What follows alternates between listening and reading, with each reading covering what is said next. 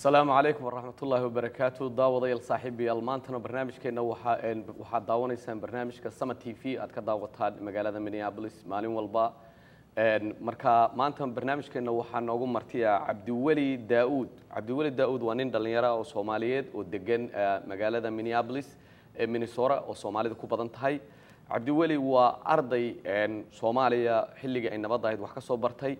نسيب wanaag xilliga la soo qaxayna waxbarashadiisii ku sii kororsaday intii uu joogay dalka Mareykanka Cabdi Wali waxa uu ku takhasusay oo uu bartay maadada loo yaqaan IT-ga ama cilmiga computerka waana hadeerna waxa Cabdi Wali uu yahay professor wax ka dhiga jaamacadda Rasmussen ee ku taala magaalada Blaine ee Minnesota Cabdi Wali ku soo dhaw TV-ga Sama TV السلام عليكم ورحمة الله وبركاته Cabdi Wali ugu horeyn waxa tahay nin dhalinyaro ah oo Soomaaliya wax ka soo bartay markuu halkan yimidna waxbarashadiisii sii watay marka dadkii Soomaaliya wax ka soo bartay qaar badan ayaa waxa ku adkaata markii halkan yimaadeen waxbarashadooda sii wataan ugu horeyn maxaa ku sahlay inaad halka waxbarashada sii wado adoo soo koobiye بسم الله الرحمن الرحيم horta su'aal muhiim weeye walaal waxa weeye runtii waxyaalo badan baa ii sahlay waxa weeye horta familkayga oo macnaha aad ila dadaalay waa ii sahleen aniga laftigeyguna waxa weeye waxaan muujiyay dadaal dheeraada oo ka badan midka dadka kale ay muujiyaan anigoo shaqeynay baan misana school dhigan jiray marka taas ii keentay runtii niyadna waan u hayay runtii waxa weeye waad mahadsantahay Cabdi Wali Daawud waxaad tahay professor jaamacadda ku taala Minnesota College ku yaala loo yaqaan Rasmussen wax ka dhiga maadada aad dhigtid waa IT sidaad noo sheegtay IT-gu muxuu yahay maxaad Soomaalida IT wax la yiraahdo ama cilmiga computerka aad halkan maanta uga sheegi lahayd بسم الله الرحمن الرحيم walaal waxa way horta IT-gu waagii hore dadka Soomaalida macnaha ma fahansaneen laakiin hadda waxay noqdeen sida dhakhtarka oo kale dhakhtarka qofku markuu barto waad aragtaa dhakhtarka caruurta dhakhtarka wadnaha dhakhtarka maaragtay ii sheeg indhaha hadda IT-gu waa balaaratay marka anigu IT-gu oo dhan hadda ma wada baran laakiin waxaan xoog saaray waxa la yiraahdo networking-ka iyo security-ga computer security-ga oo macnaha sida computerada looga ilaaliyo viruska iyo hackerska iyo waxaas iyo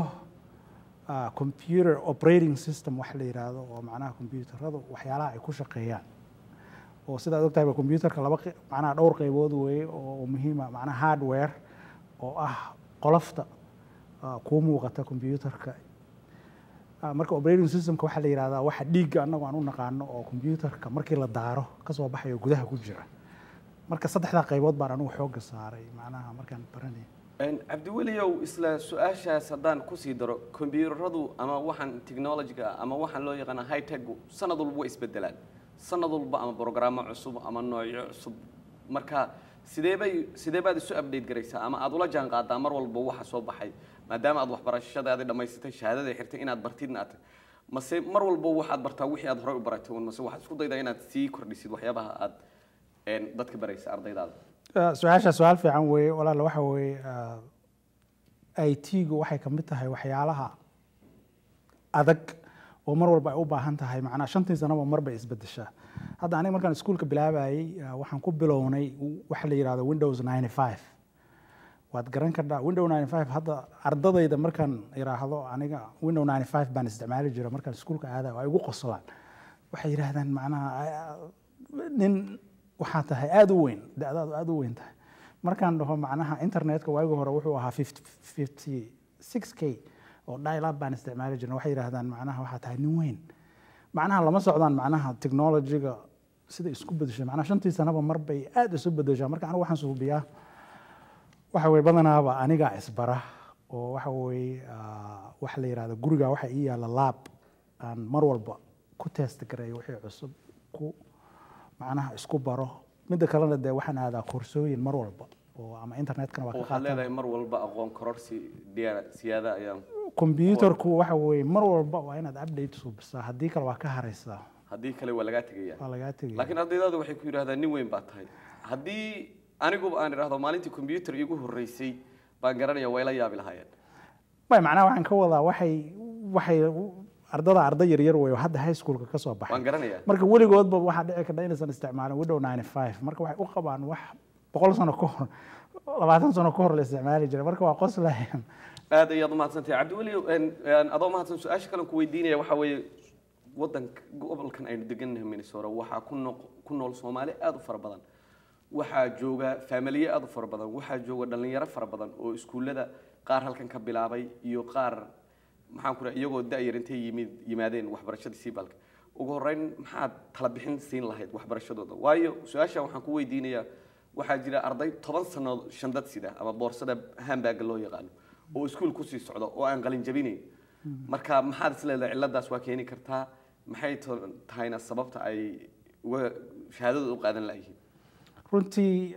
anigu waxaan u arkaa laba waxyaalood baa kalifaya midda koowaad waxa weeye wadankan qofku luqadii horta waa inuu iska dhistaa waxa waa luqadu waliba luqadda ingiriisku waxa waa furaha weeye marka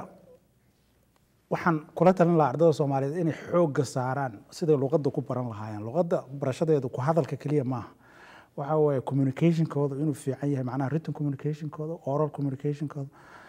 marka aniga waqti badan baan waxaan geliyay inaan luqadda iska dhiso markii aan wadankaan nimid oo iskuulo badan baan naga jiray markii hore school free aan bilaabay kadibna community college-yada marka kadib baan jaamacad u gudbay marka muhiim waxa ah inuu qofku horta luqadda iska dhiso midda labaadna waxa waa xoogga la rabo in la saaro waa xisaabta weeye labada maado haddii uu qofku iska dhiso waxa waa jaamacad celinaysa ma jiro marka dadka Soomaalida luqadda dhib ku ah oo luqadii waxay u qabaan macnaha inay tahay ku hadalka xoogga saaray hatta dadka ku dhashay waxa muhiim ah luqadda lagu hadlo iyo luqadda maaragtay xafiiska markaad joogtid waa kala duwan yihiin ana communication language iyo waxa jira macnaha street language marka street language-ka adigoo yaqaan baad luqadii kala aqoon marka dadku waxa muhiim ah inay xoogga saaraan luqadda midda labaadna waxa weeye school fiican inuu qofku doorto hadda qof waxaad arkaysaa school buu bilaabaya uu ka baxaya mid kale uu galaya uu ka baxaya mid kale uu galaya uu ka baxaya mid kale uu galaya taasna waxay keenaysaa qofkii niyad jab bay ku soo banaysaa waxa dhici karta credit-kii aad xagga ku soo qaadatay inaan lagu tirin oo marka waqti badan ka dhaw marka qofku waxa fiican inuu marka hore community college-yada uu soo dhigto luqadiisa iska dhiso xisaabta iska dhiso kadibna markaas hadduu jaamacad gali karo uu jaamacadii galo isla su-aashaas anoo luqadda u soo noqon doona waxaa jira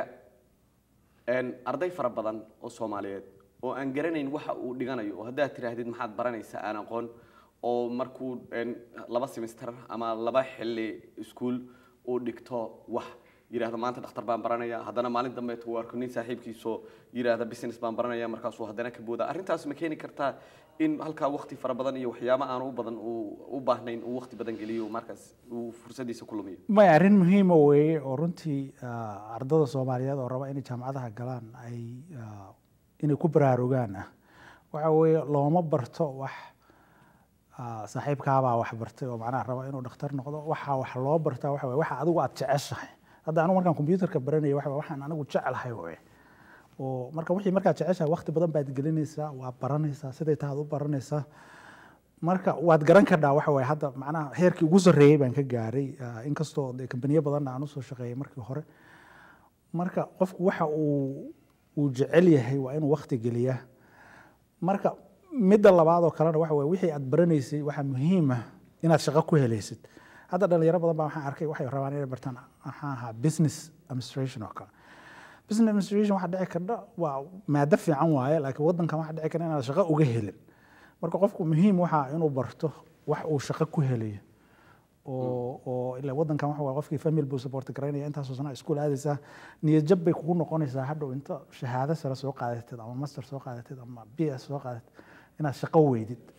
marka dhalinyarada Soomaaliyeed waxaan kula talan lahaa inay doortaan wax ay shaqo ku helayaan okay college-ka aad wax ka dhigtaan ma leeyahay nidaam ah markii arday Soomaaliyeed yimaado su'aal ahaan anigoo kala ku yimid oo wiil yara waxaan ku yiri waxaan rabaa inaan wax barto ma jirta nidaam ugu tala gasheen qof la taliya oo yiraahda maxaad rabtaa inaad baratid iyo wax walba si aan waqti badan uga labayn oo meel marba ugu boodboodin college-kiinu aad professorka ka tahay ma bixiyaan fursadaas oo kale inuu ardayda kula taliyaan runtii aniga college ka dhigo waa bixiyaan college waxa way horta college-yada laba qaybood bay u kala baxaan kuwana waa private oo dad baa iska leh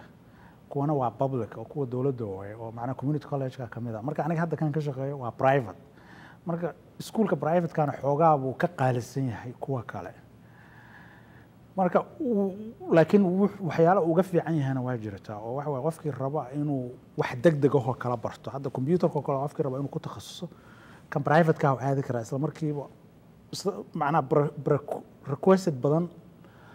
ma uu qaadanayo macnaha requirement badan loogama baahna waxyaalo badan oo requirement waxa way isla markiiba takhasuskiisii buu qofkii bilaabaya laakiin community college waxa waaye meelo badan baad soo marmaraysaa waxyaalo badan oo aadan u baahnayn baa waqti laga qaaday marka college-ka iyagu wuxuu leeyahay dad la taliya oo ama college-yada private-ka oo dhan oo isla markii adiga aad timaadidba interview baa lagula yeelanayaa placement exam baa lagaa qaadaya markii intaa lagaa qaado waxaa lagu suubinaa waxa la yiraahdo ii sheeg plan road map baa lagu suubinaa warqad baa lagu siinaya waxa lagu leeyahay waxaas u baahan tahay markaasaad hore ka waxaas lagaga baahan yahay waxaas waa ina keenta okay isla su'aashaas waxaa tiri college-ka aan wax ka dhigaa wuu ka yar qaalisan yahay community college-ka ama college-yada dadweynaha marka badanaa Soomaalida dalkan joogta wax lacagtooda jeebka ka bixiya way jiraan laakiin way yar yihiin dadku waxay isticmaalaan wax financial aid la yiraahdo ama kabid laga kabayo barashada marka college-kiinu ma leeyahay system noocaas qofkii financial aid oo xaq u leh in uu aad aqbashaan ama ma leeyahay scholarship aad bixisaan iyagu labadaba waa leeyahay scholarship-na waa leeyahay financial aid-kuna waa cover garaynaysaa laakiin waxaa dhici karta inaysan wada cover garayn wixii oo dhan maadaama uu qaali yahay financial aid-ku waa qiimo go-an waaye marka waxaa dhici karta inaad adigu jeebkaaga uga dadid lacag adiga 400 500 semesterkiiba marka hadda aniga ma garan karo macnaha intuu yahay laakiin xoogaa waa ka qaalisan yahay okay Cabdiweli su'aasha kale ku weydiinaya waxa weeyaan aan u soo noqdo luqadii waxa tiri luqadda Ingiriisiga waa in la bartaa waa muhiim sababtoo ah wadankani waa wadan English tacliintii iyo macaamilkii nolosha dhan laakiin xagga luqadaas waxa jira arday Soomaaliyeed oo luqadii Soomaaligana ka tagay oo aan ku hadli garanayn tii Ingiriiskana aan gaarin ardaydaas wax tala ah maxaad uga jeedin lahayd halka niyahow talada aan siinayo waxa weeye horta qofku markii Soomaalida waxay tiraahdaa biyo sacbadaada looga dhirkaa qofku markuu luqadiisa hooyo uu si fiican u yaqaano buu luqadii kalena si fiican u baran karaa marka waxaan kula talin lahaa inay macnaha xoog saaraan horta marka hore luqadooda inay bartaan kadibna macnaha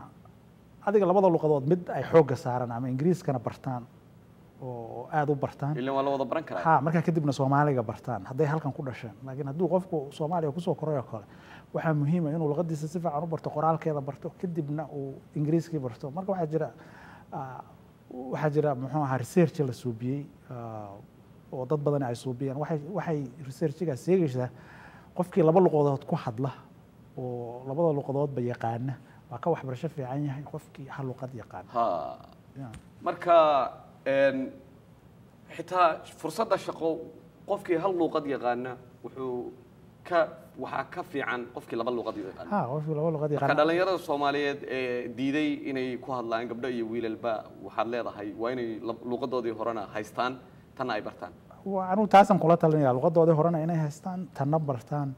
waliba luqadooda hooyada inay xoog saaraan si ay si fiican ugu baran lahaayeen marka tan kalena waa u sahlaanaysaa waayo waxa dhacaysa berri toole nin dhakhtar ah oo Soomaali ah oo turjubaan u yeeranaya waa dhici ka dhacdo waaba ka baqaynaa macnaha dadkan hadda halkan ku koray luqadoodii way fahmayaan laakiin si fiican uma yaqaanaan waalidiinta Soomaalida waxa ka dhacdacsan ilmuhu haddii uu Soomaaligii barto accent buu yeelanayaa taasna waxa way fikrad khalad ah waa research-ga oo dhan baa waxay macnaha tusinaysaa qofku hadduu luqadiisa aad ugu fiican yahay luqadda kalena uu ku fiicnaanayo يعني أكثر واحد وجد لغتي بتجيبيني معناها لغتي إنجليزية ها بتجيبيني معناها بقدين تاسع جرته لكن واردين وحلا ده واردين تغيب تود وحيبا إن ليجليني يعني أنا علمي ولغتي بتجيبيني وكهذا إنجليزي كيس وسكوت أنا وأنا كواردين بدون هذا سكول ده سومالي ده أو charter schools كا أنا ربنا علمه هذا إني جالس نوحي ليه أما مال سومالي جوكتبه ما أوقع حكبقى يعني علمه هذا إني أكسن كياشة تحسنا وعارين خلنا وعلمه هدي ودن كان جوكان أيجا برنا لغة ما دام يدك كل ما دام يدك كل حجران مركب أوكي يعني عبد الولي أضمها سؤال شكله كويدينه وحويان سكول ده أما كولجيا كويا لا ama jaamacadaha ku yaala Minnesota waxa u badan gabdhaha maxay sababtaas u tahay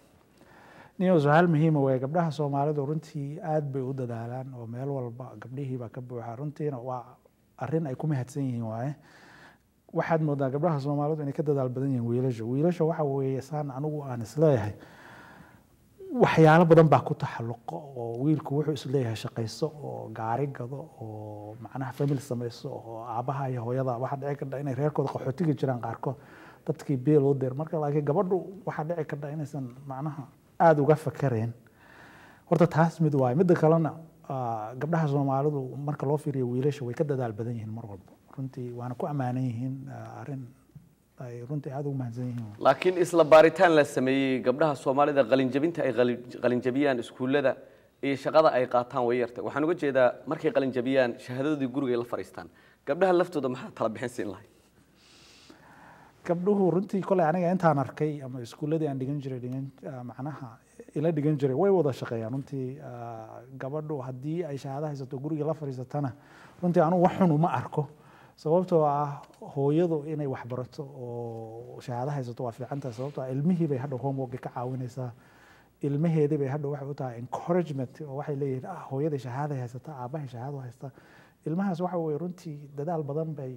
u qabanayaan marka gabdhuhu inay wax bartaan runtii aad bay u fiican tahay cabdiweliyow 17kii bishii May bishan aynu ku jirno 17keedii waxaad qabateen xaflad ballaaran oo lagu qabtay jaamacadda xafladaas maxaa loogu talagalay maxayse ujeedadeedu ahayd oo Soomaali badan aad ku casuunteen oo cunadii dhaqanka Soomaalida lagu soo bandhigay oo arrimo badan ay ka jireen maxay ahayd sababta loo qabtay arrintaan u qabanay waxa weeye xafladaas waxaan casuunay macnaha qof ka hadla Farxaan Xuseen oo maamula ka ah iskuulka macnaha Lighthouse Academy baan casuunay inuu ka hadlo runtii Soomaalidu waxay tiraahdaa waarimaysidoo war ka xaro meesha aniga ka shaqeeya hadda waxbaan ka dhigaa Soomaalidana waxa waa meel aad looga yaqaan ma aha oo macnaha iskuulkan Soomaalidu aad uma taqaano 6 kambas buu ku leeyahay gobolkan iyo South Dakota iyo meelaha u dhow marka 15,000 oo ardayna way dhigtaan oo macnaha iskuul weyn way runtii marka la fiiriyo gobollo badan Chicago macnaha Illinois iyo Florida buu kambasyada waaweyn ku yaalaan marka waxaan isniray inaan Soomaalidii baro oo at least xataa qofkii soo shaqo ka soo codsada ama ardaygii rabo inuu iskuulka dhigto inaysan ku noqon macnaha shaqaaluhu inay bartaan qof Soomaaliya markay arkaan marka runtii cunto Soomaali baan u keenay dad ka hadlaan u keenay marka runtii aad bay uga heleen okay su'aasha ugu dambaysa oo ku weydiin lahaa waxa weeyaan ninka la yiraahdo Cabdiweliyow ardayda xaafadaas Blaine ay ku taalo Soomaali fara badan ayaa degan waliba qaar baa guriga ku leh marka xilligeebay hadday u baahdaan ardaydooda inay keenaan ama caruurtooda inay keenaan ay bilaaban doontaa xilligii la qori lahaa ardayda iyo wax noocaas iskuulku waxa weeye runtii xilliyo badan baa la qoraa macnaha iskuulka saan kuu sheegay private way marka private markuu yahay sanadkii 4 jeer baa la bilaabaa waxay ku shaqeeyaan wax la yiraahdo quarters afar quarter marka mar walba wuu furan yahay way imaan karaan marka waa loo sheegayaa haddii ay rabaan ciyaalkooda inay geystaan marka iskuulkuna aad wuxuu ugu fiican yahay macnaha IT-ga iyo nursing iyo pharmacy assistance-ga iyo waxyaalahaas oo macnaha aad takhasuskooda weyn waxaasay saareen Cabdiweli Daawud maxaad Soomaalida ugu dambeyntii halkan aad maanta maadaama aad fursad u heshay inaad Sama TV ay ka qaado waraysigan aad halkan Soomaalida dalka joogta iyo kuwa dibadda joogtaba aad la wadaag lahayd runtii dadka Soomaaliyeed waxaan kula talin lahaa horta inay ilmahooda wax baraan oo wax ay iskuul u diraan midda labaad oo aan rabo waalidiinta si gooni ah inaan halkan macnaha fursad uga faa'iideysto waxa weeye maadaama aan ku takhasusay computerka waalidiin badan oo Soomaali waxaan arkay ilmaha computer bay u soo gadayaan guriga u dhigayaan ma controlayaan marka ilmihii meeshan waxa weeye waa ilmo aad highway fariisisay oo kale oo wuxuu sameyn doonaa computerku hadda wuxuu noqday highway oo internetkii ilmihii halkaas ka galiyaan waxay rabeen bay soo banayaan marka Soomaalida waalidiinta oo dhageysanaysa barnaamijkan waxaan kula talinayaa ilmahooda haddii ay computer u soo gadayaan inaysan guriga u dhigin inay fadhiga meel dadkoo dhan u jeedaan ay u dhigaan midda kalena ay ku suubiyaan waxa la yiraahdo parental control in macnaha ay programmada qaybtooda aanu geli karin ha programmada inay ka xiraan internetka waxyaalo badan oo xun baa jira dadka cadaanka xataa wadankan aan la degan lahay ilmahooda kuma fasaxaan computerka marka Soomaalida cilad weyn oo aan ku arkay way ilmuhuna wuxuu daawanayaa wuxuu arko buu iska daawanaya ciduu arko la hadlaaya waxbaa la baraaya computerku waxa weey waasan ku sheegay waa adoo highway fadhiyo kale ah marka khatartiisu leeyahay marka waalidiintu inay aad uga taxadaraan runtii oo arintaas ay sadayalsan oo ay ka fakaraan baan runtii kula talinaya ilmahana computerka ay u dhigaan fadhiga meel dadkoo dhan u jeedaan oo habartii odagu u jeedaan waxa ay suubinayaan oo isha lagu hayo qolalka ay ka qaadaan computerada yaala aad iyo ayaad u mahadsantahay Cabdiweli Daawud kaasina wuxuu Cabdiweli Daawud oo professor wax ka dhiga jaamacadda loo yaqaan Royal College ku yaala xaafadda Blaine wuxuuna ka dhigaa cilmiga computerka marka oo maanta nagu soo boqday Sama TV intaynu hawada ku kulmi doono mar kale waa sidaas iyo nabadgelyo anigoo Cabdirasaaq Ali Boos